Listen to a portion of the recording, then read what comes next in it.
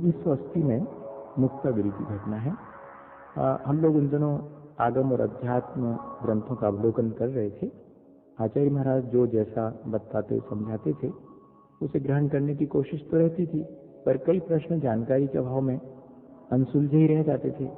एक दिन साहस करके मैंने कुछ प्रश्न लेकर के उनके पास पहुंचे, तो आचार्य महाराज स्वाध्याय और लेखन में लगे थे।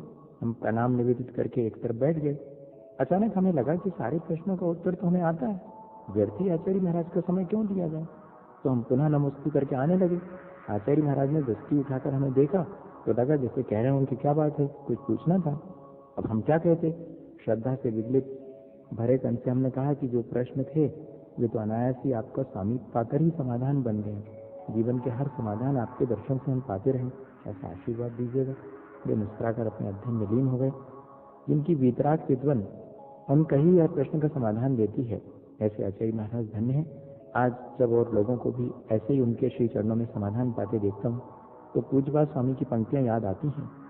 मुनि परिषद मध्ये सन्निसन्नम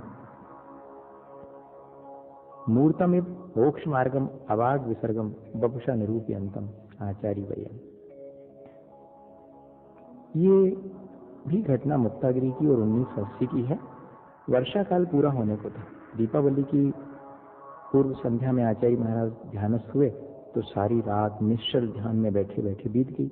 महावीर स्वामी के परिनिर्वाण की प्रत्युष वेला में उन्होंने आंखें खोली और क्षण भर हम सभी की ओर देखकर कहा कि भगवान तो वर्षों पहले मुक्त हो गए, हम भी ऐसे ही कभी मुक्त होंगे, पर जाने कब होंगे। उस क्षण उनकी दिगंत में झांकती आंखें, मुखमंडल पर छाई अपार शांति और गदगद कंठ से झरती ये अमृत वाणी देख सुनकर हम सब अबाक रह गए।